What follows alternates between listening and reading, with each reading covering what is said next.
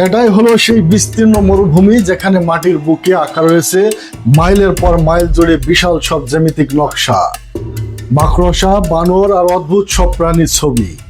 কিন্তু অবাক করা বিষয় হলো মাটির উপরে দাঁড়িয়ে আপনি কখনোই বুঝতে পারবেন না আসলে এখানে কি আঁকা আছে, কারণ এটি দেখতে হলে আপনাকে যেতে হবে মাটি থেকে হাজার হাজার ফুট উঁচুতে। আশ্চর্যের বিষয় হলো এই নকশাগুলো আঁকা হয়েছে আজ থেকে 2000 বছর আগে। কিন্তু প্রশ্ন হলো 2000 বছর আগে যখন মানুষের কাছে কোনো বিমান বা ড্রোন ছিল না, তখন কারা, কেন এবং কিভাবে নিখুঁত জ্যামিতিক মাপে এই বিশাল নকশাগুলো এঁকেছিল, আর কিভাবেই বা আজ পর্যন্ত এগুলো অক্ষত অবস্থায় আছে? এর পিছনে কি রহস্য লুকিয়ে আছে? তাহলে এটি কি কোনো ভয়ানক সত্য, নাকি এলিয়েনদের কোনো গোপন সংকেত? আজকের ভিডিওতে আমরা উন্মোচন করব পৃথিবীর অন্যতম বড় রহস্য নাজকা লাইন সম্পর্কে। অজানা জগৎ 2M এর আরো একটি নতুন রহস্যময় এপিসোডে আপনাকে স্বাগত। দক্ষিণ আমেরিকার দেশ পেরুর রাজধানী লিমা থেকে প্রায় 400 কিলোমিটার দক্ষিণে অবস্থিত একটি শুষ্ক মরুভূমি নাজকা। প্রায় 450 বর্গ কিলোমিটার এলাকা জুড়ে বিস্তৃত এই মরুভূমির মাটিতে ছড়িয়ে রয়েছে হাজার হাজার লাইন, শত শত জ্যামিতিক নকশা এবং প্রায় 70টিরও বেশি জীবজন্তুর বিশাল আকৃতি। এই নকশাগুলোকে বলা হয় নাজকা জিওগ্লিফ বা নাজকা লাইন। এখানে আঁকা বানরের ছবিটির দৈর্ঘ্য প্রায় 360 ফুট আর একটি তিমির আকৃতি প্রায় 210 ফুট দীর্ঘ। 1927 সালে পেরুর একজন প্রত্নতাত্ত্বিক তরিবিও মেহিয়া জেসপে পাহাড়ে হাঁটার সময় প্রথম এই লাইনগুলোকে লক্ষ্য করেন। তবে তিনি ঠিক বুঝে উঠতে পারেন না এটা আসলে কি জিনিস। পরবর্তীতে 1930 এর দশকে যখন এই অঞ্চলের উপর দিয়ে বাণিজ্যিক বিমান চলাচল শুরু হয়, তখন পাইলটরা আকাশ থেকে প্রথম এই অবিশ্বাস্য দৃশ্যটি দেখতে পান এবং এটি জানার পর পুরো পৃথিবী যেন বিস্ময়ে স্তব্ধ হয়ে গিয়েছিল। এখন প্রশ্ন আসে, 1000 বছর আগে কোনো আধুনিক প্রযুক্তি ছাড়া এগুলো কিভাবে তৈরি করা সম্ভব হয়েছিল? বিজ্ঞানীরা গবেষণা করে দেখেছেন নাজকা লাইনের রহস্য লুকিয়ে আছে এর মাটির গঠনে। এই মরুভূমির উপরিভাগ মূলত গাঢ় বাদামি ও লালচে রঙের আয়রন অক্সাইড যুক্ত পাথরে ঢাকা। এর ঠিক নিচেই রয়েছে হালকা হলুদাভ বা সাদা রঙের বালু। নাজকা সভ্যতার মানুষেরা উপরের গাঢ় পাথরগুলোকে সুনির্দিষ্ট মাপে এক পাশে সরিয়ে নিচের হালকা রঙের মাটি বের করে এনেছিল। মাত্র 10 থেকে 15 সেন্টিমিটার গভীর খাঁজ কেটে এই লাইনগুলো তৈরি করা হয়েছে। কিন্তু আসল রহস্য এখানে নয়। আসল রহস্য হলো 2000 বছর ধরে এই সাধারণ দাগগুলো কিভাবে হুবহু অক্ষত আছে, যেখানে সামান্য বাতাস বা বৃষ্টিতে এগুলো মুছে যাওয়ার কথা ছিল। এর উত্তর হলো নাজকা মরুভূমির চরম আবহাওয়া। এটি পৃথিবীর অন্যতম শুষ্ক এবং বৃষ্টিহীন একটি অঞ্চল। এখানে বছরে মাত্র 20 মিলিমিটার বৃষ্টিপাত হয়, যা একেবারে না হওয়ার মতোই। এছাড়া এখানকার বাতাস মাটির ঠিক উপরে এসে এক ধরনের গরম বায়ুর স্তর তৈরি করে, যা মাটিকে তীব্র বাতাস থেকে রক্ষা করে।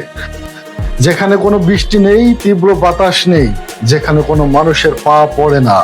আর এই ভৌগোলিক আইসোলেশনের কারণেই মূলত এই লাইনগুলো আজ 2000 বছর ধরে অবিকৃত অবস্থায় টিকে আছে। নাজকা লাইন কারা এঁকেছিল তা নিয়ে ঐতিহাসিকদের মধ্যে কোনো দ্বিমত নেই। খ্রিস্টপূর্ব 500 অব্দ থেকে 500 খ্রিস্টাব্দের মধ্যে এই অঞ্চলে বাস করত নাজকা নামের এক উন্নত আদিবাসী জাতি। কিন্তু প্রশ্ন হলো, তারা কেন এগুলো এঁকেছিল? মাটির মানুষ কেন এমন নকশা আঁকবে যা কেবল আকাশ থেকে দেখা যায়? এই প্রশ্নের উত্তর খুঁজতে গিয়ে বিজ্ঞানীরা বেশ কিছু চমকপ্রদ ও ভয়ানক তথ্য পেয়েছেন। নাজকা লাইনের সবচেয়ে জনপ্রিয় এবং বিতর্কিত তথ্যটি দেন বিখ্যাত লেখক এরিক ফন দানিকেন।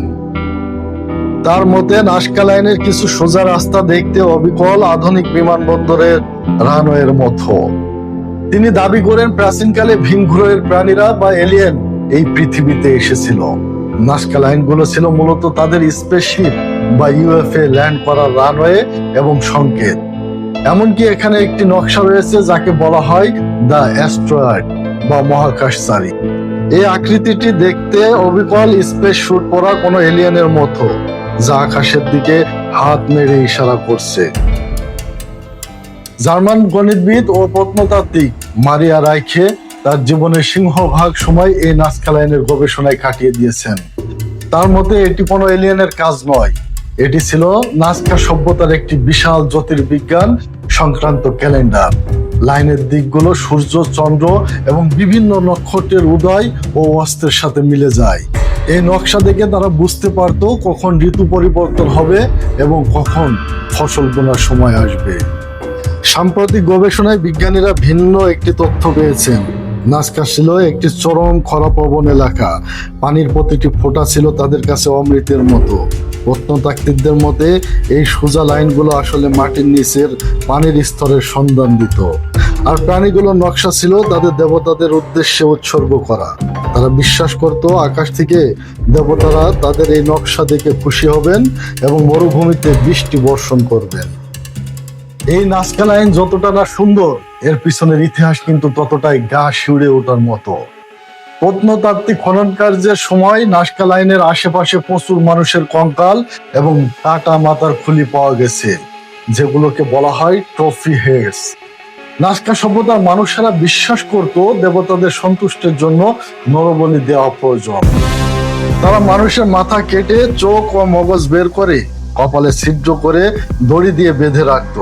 ধারণা করা হয় নাজকা লাইনের এই বিশাল নকশাগুলোর মাঝে দাঁড়িয়ে তারা ভয়ানক সব ধর্মীয় আচার এবং নরবলি উৎসব পালন করত। পানির জন্য, বৃষ্টির জন্য তাদের এই হাহাকার নাজকা লাইনকে এক রক্তাক্ত ইতিহাসের সাথে জুড়ে দেয়। রহস্য কিন্তু এখানেই শেষ নয়। কৃত্রিম বুদ্ধিমত্তা বা এআই এর আধুনিক ড্রোনের সাহায্যে জাপানের ইয়ামাগাতা বিশ্ববিদ্যালয়ের গবেষকরা সম্প্রতি আরো 140টিরও বেশি নতুন নাজকা লাইন আবিষ্কার করেছেন, যা মানুষের চোখ এতদিন এড়িয়ে গিয়েছিল। 2000 বছর পেরিয়ে গেলেও আজ পর্যন্ত আধুনিক বিজ্ঞান শতভাগ নিশ্চিত হয়ে বলতে পারেনি যে নাজকা লাইনের আসল উদ্দেশ্যটা কি ছিল। এটি কি কোনো বৈজ্ঞানিক মাস্টারপিস, নাকি আদিম মানুষের অন্ধবিশ্বাস, নাকি আসলে মহাবিশ্বের অন্য কোনো সভ্যতার সাথে যোগাযোগের মাধ্যম? আপনার কি মনে হয় নাজকা লাইন কি আসলে এলিয়েনদের তৈরি, নাকি পানির জন্য করা প্রাচীন কোনো প্রার্থনা? কমেন্ট করে আমাদেরকে জানিয়ে দিন। ভিডিওটি ভালো লাগলে লাইক করুন এবং এই ধরনের আরো রোমাঞ্চকর ও অজানা রহস্য জানতে আমাদের চ্যানেল অজানা জগৎ সাবস্ক্রাইব করে পাশে থাকুন। দেখা হবে পরের কোনো ভিডিওতে। ধন্যবাদ।